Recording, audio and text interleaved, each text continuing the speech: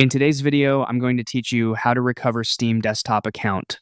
If you're locked out or can't remember your details, don't worry, this walkthrough will guide you through the official recovery process clearly and safely. Start by opening the Steam desktop app. If you aren't signed in, you'll be on the login screen right away. You can also use a web browser at the Steam website if that's easier. Both routes use the same recovery flow. Make sure your internet connection is stable before you begin, as timeouts can interrupt verification.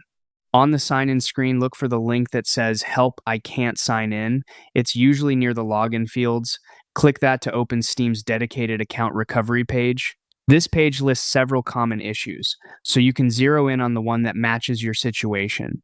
You'll see options like problems with a password, account name, or other access issues. For this walkthrough, select I forgot my Steam account name or password.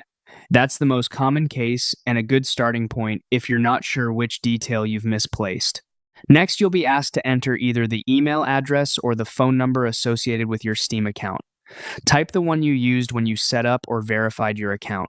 Double check for typos, make sure caps lock isn't interfering, and avoid extra spaces. Then, complete the CAPTCHA to prove you're not a bot if the image is hard to read.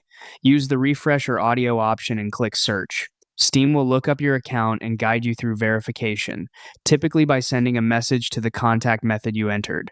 Keep this window open, then check your inbox or messages, including spam or junk folders, for a message from Steam. If nothing arrives after a short wait, try the search again to ensure the address or number is correct.